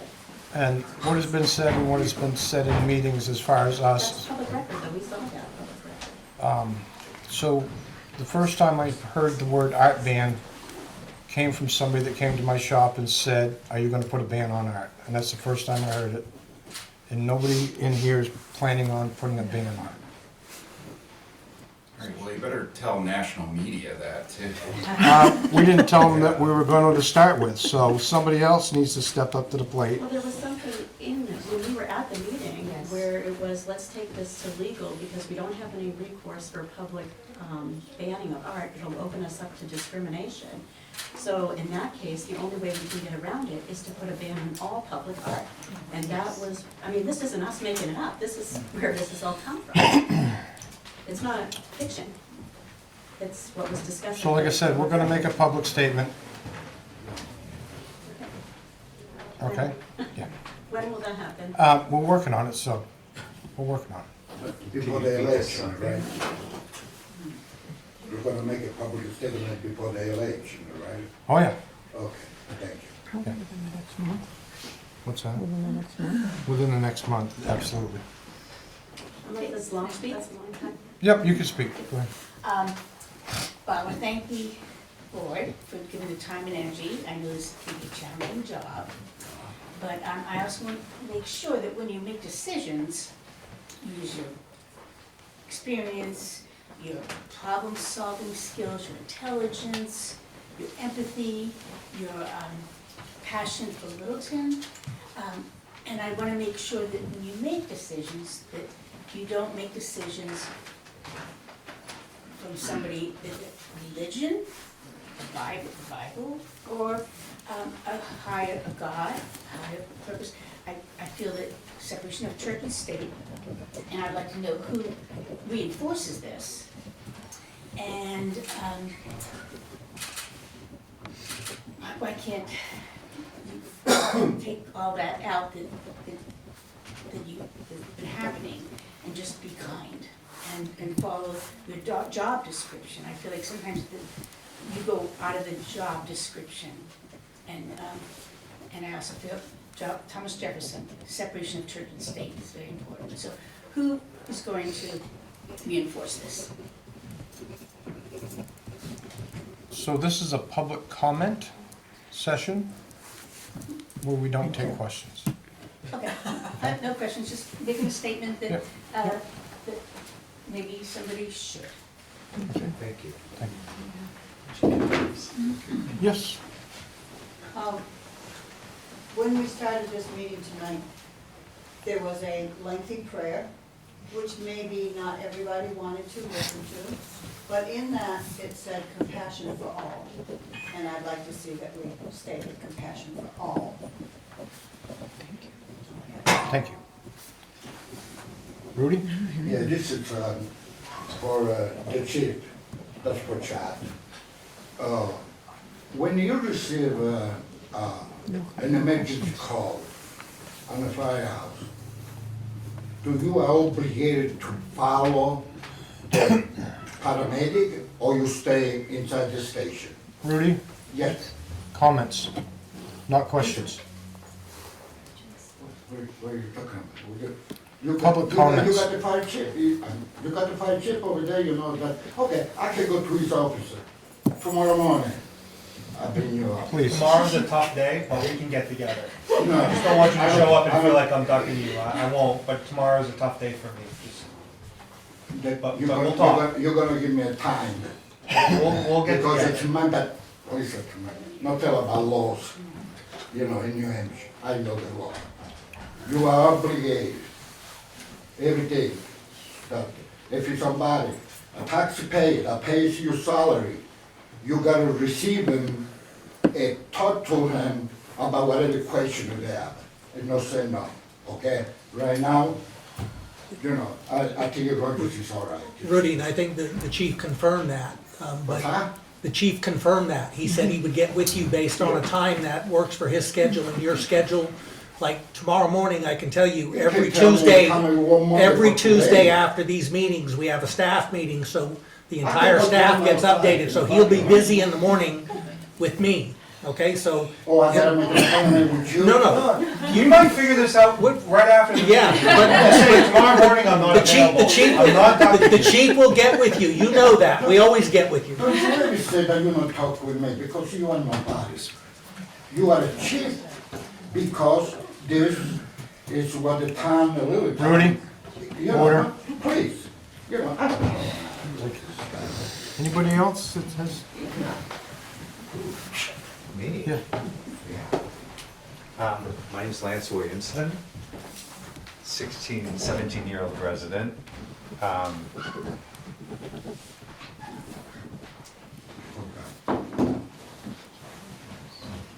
If I can just back up 2 weeks ago, I have to apologize. I resorted to name calling, and it was inappropriate and disrespectful. And I think we have enough of that going on in the world today. And I would like to keep that out of Littleton. And Roger Emerson, I think I referred to you as Roger Zippermouth. My apologies. I disrespected your position on the select board. I voted for you. We have mutual friends in common. And what you ran for was to see a prosperous town that invited youth into the town and to see the riverfront district and the concerts that are going on be more welcoming. And with that, just so you know, comes diversity. And you and I are probably on the same page. We're probably just as confused about millennials, the generation after that, and one after that. It's mind-boggling. I mean, I run a shop on my Main Street, and every day I'm like, I don't know what to call you. And I just come right out and say, you know what, let's just cut to the chase. And talk to each other. I do respect what you're doing with the board. I just wanted to let you know that I apologize for that. And next, Linda McNeil, I refer to you as the puppet. My apologies. I Accepted. totally disrespected you, and you didn't deserve it. You're a third-generation Littleton resident, and that's something to be really proud of. And you, of all people, have probably seen this town grow, incredibly grow, and really fast too, especially since 2020. And that's admirable. And you worked on an agenda that, first of all, you were the first woman that was commissioner of the water and light, and that's admirable, and I'm sure you want to be a representation to other women who are coming into office, and I hope you do that. Secondly, you sent out a statement that kind of retracted how you felt the town was going after some comments one of the board members made. And I kind of shut that down a little bit because it was 8 weeks after the fact.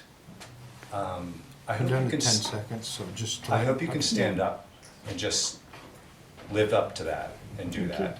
One more comment to the town of Littleton as a whole. Let's try not to divide each other. We've been an example to other towns in the surrounding area, Vermont, Maine, southern New Hampshire, northern New Hampshire. We've totally been exemplary in where we're going, and it's not too much time has gone by that we can't switch this thing around. And I think it's up to Roger and Linda to do that, so I hope you can do that and help us out here. Thank you. Thank you.